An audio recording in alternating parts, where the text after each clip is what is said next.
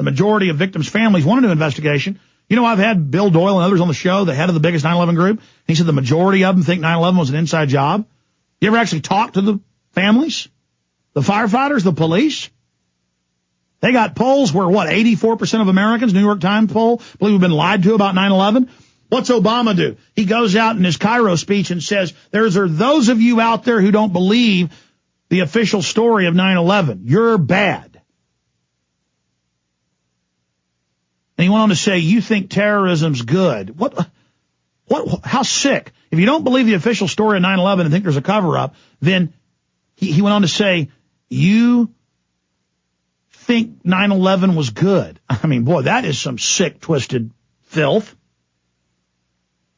All right, so that's coming up. We're going to talk to Luke Rudkowski in about 60 seconds. I wanted to tell you about one of our sponsors before we did that first. We have a great sponsor. Their banner's up on Infowars.com. It's Diginet, Diganet.net. Diginet. And they've got some of the best prices that I've seen on the web for the highest quality hidden cameras for your car, pins that shoot video, because we bought a lot of these over the years, and these are the best quality, the best price I've found. That's why they're our sponsor. I mean, there are similar little video pins, looks like a ballpoint pen that shoots video and audio, that I bought for, $200 that they're selling for $50, to give you an example. So it's Diganet.net. Diginet. You want a way to make sure you're always safe against unlawful search? The Diginet mobile digital video audio recorder records video and audio with absolute clarity while being discreetly hidden in your vehicle. That's a nicer, system that's hidden in your car with a hard drive. You just hit a button and it starts recording. And I want you to check it out, folks, at Diginet, Diganet.net, or check out the banner on Infowars.com or PrisonPlanet.com. Okay, going to Luke Rudkowski. Luke, we've got a lot of new stations picking us up, XM and others. So for folks that don't know who you are, briefly, tell us about We Are Change. We Are Change is an activist grassroots organization that started 2 years ago. We never expected it to grow, but other people loved the idea. They carried it in their cities and towns, and now we have over 100 chapters worldwide of people just being the change that they want to see in the world, following Gandhi's principles, following Martin Luther King's principles. We're out there raising money for first responders. We're feeding the homeless. We're confronting politicians on their lies. We're out there every day. We Are Change is on fire. The last couple of days, we confronted Richard Haas with We Are Change San Francisco, We Are Change L.A. They also confronted the Black Pope. We Are Change Chicago, Ohio, confronted Rove. UK confronted the head of The Economist on Bilderberg. And here in New York, we confronted Senator Gillibrand, Russell Simmons, and Governor Patterson within the last couple of days. Okay, for those that don't know, 2 years ago, Luke Rudkowski, inspired by Road to Tyranny and researching 9/11 truth, started We Are Change. And for those that email me and call me, it's not a centralized group. It's people just starting We Are Change chapters, investigating the New World Order, exposing government-sponsored terrorism. That's why you'll see different views from different groups.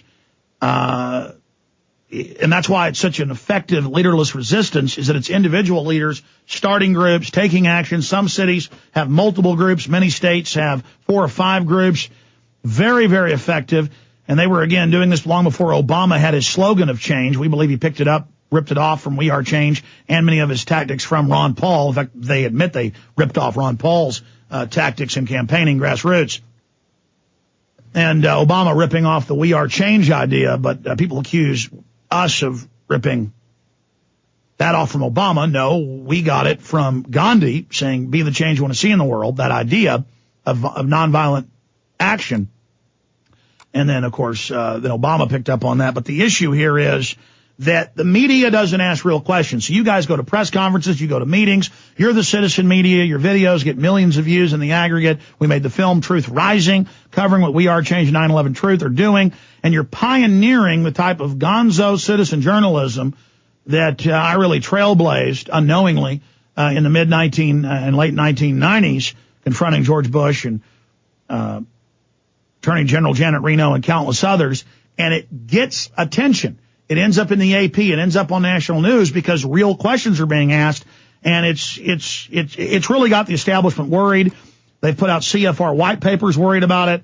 Bilderberg Group's been worried about it. This is confirmed. They've had countless national shows attacking We Are Change, saying that, quote, we're dangerous, that people asking questions need to be tased or sent to, quote, camps. That's all covered in Truth Rising. Luke, tell us about this latest confrontation with the senator. That got a lot of attention. Run through some of the other confrontations. That video with Senator Gillibrand definitely did get a lot of attention. I had Manny Badillo, a 9/11 victim's family member, very professionally in a suit, in a microphone with a big camera, go up to Senator Gillibrand and talk about the scientific peer-reviewed paper of explosives being found at the World Trade Center. We talked to her about that. The 70% of questions of victims' family members that were never answered. We told that to Senator Gillibrand, and with hearing that information, she said she would back full hearings into 9/11. And in response to that, we get slandered by Fox News and the New York Observer, who are calling us hecklers, and that Gillibrand didn't know she was talking to a conspiracy theorist.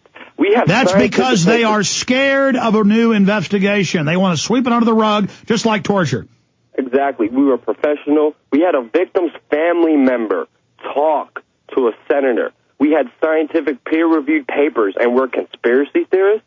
I mean, that does not make any sense at all. That's right. You politely confronted her with the facts, as a journalist should do. Exactly, and she reacted to those facts very well, and she said she would back a full hearing. Well, so did Biden when We Are Change, what was it, L.A. or San Diego? No, We Are Change L.A. Yeah, they talked to Biden. We played that clip here. It's up at wearechange.org and We Are Change LA. And, they brought him the peer-reviewed study, and he was really freaked out.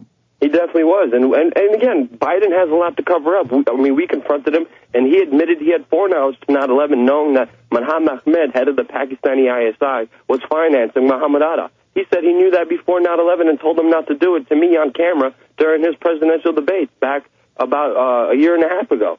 I mean, it's just insane that this man is now vice president. We actually confronted Richard Holbrooke on the issue about the Pakistani ISI supporting Muhammad Atta before 9/11. Holbrooke said, you got to ask Dick Cheney that. And then he turned off the mic when Sabrina Rivera asked him the question. No, Mr. Holbrooke, you got to ask your own vice president, Joe Biden, about the ISI connections. He knows a lot more about that than Dick Cheney since meeting with Muhammad Ahmed days before 9/11. So it's just ridiculous. That's right. And that video clip that you and others shot when you brought it up to him and really shook him up from one of the Democratic presidential debates, that is in the film Truth Rising that everybody has got to see. It's a testament to citizen journalism and the power of taking action and trying to get firefighters and police medical coverage when major university medical centers admit that they are dying from the dust by the thousands. How do you get thanked? Well, a lot of police thank you and hug you, but others try to plant bombs on you, and that's all on video as well. And they still harass me. I went to an event 2 weeks ago with Larry Silverstein and Ed Koch and Dan Rather. We confronted Larry Silverstein, we confronted Ed Koch, and as I'm leaving the event at a coat check, I have NYPD intelligence come up to me, Bloomberg's own security staff, and Bloomberg wasn't even anywhere near there 2 weeks ago, and they're like, Luke, you can't be doing this, you got to get out of here, give me your ID. I'm like, no. And I'm like, how do you know my name? And the police intelligence officer told me he's just as good as I am. And I was like, what do you mean? And they tried to set me up again. They wouldn't let me leave the venue 2 weeks ago. I was literally playing tug of war at the exit door with police intelligence. Yeah, they have these public press conferences. You show up, they tell you leave, and then they hold you and go, and this is on record, on video with witnesses. They grab Luke and say, you are not allowed to leave, but we're going to arrest you if you don't leave. Hey, that's what they did with the Bloomberg thing when they arrested me. 2 weeks ago, they tried it again. I had to literally argue with police intelligence for 10 minutes. I'm playing a tug of war trying to get out of there. They're telling me I can't leave. Regular police officers came, were holding the door at the other end. They were holding the door at me until a third police intelligence officer came and said, no, he's good. He's been here. He's been registered for a week at this event. He's really pressed. Please let him go. And the police intelligence officers had to argue in front of me, arguing if they should let me go or not. And then the one police intelligence officer opened up the second door. He says, Luke, I'm sorry for this. Sorry for the harassment. Just get out of here. Well, that guy will be fired probably. But the point is that you go to press events, you get registered, you just ask questions. Exactly. And then cops walk up and say, your camera's a gun, your backpack's a bomb. I know it isn't, but we're going to arrest you for terrorism. And this is on video. Exactly. On video. And now they're lying with the Bloomberg arrest case. They're saying that a custodian was talking and asking me to leave during my Bloomberg arrest case when I never even talked to a custodian. All I talked was NYPD intelligence and Bloomberg's own personal security staff. When I was arrested, they have their own disposition. They wrote, in papers prosecuting me, saying that a custodian was asking me to leave and I didn't want to leave. I mean, that is utter bullcrap, because anytime I'm asked to leave, I leave automatically. And they're saying I was talking to a custodian. I never even once talked to a custodian. I was told to stay by NYPD intelligence because I was detained. And by doing that, they arrested me, sent me to central bookings for 2 days, and now I got to go through this criminal arrest case. And my next case is actually on my birthday, which I also share with my lawyer. And it's just sick and disgusting what's going on in this country. In the land of the free, home of the brave, that our veterans supposedly fought and died for freedom of the press, we now have Army colonels on Fox News saying we need to start killing American journalists in America that criticize the war on terror.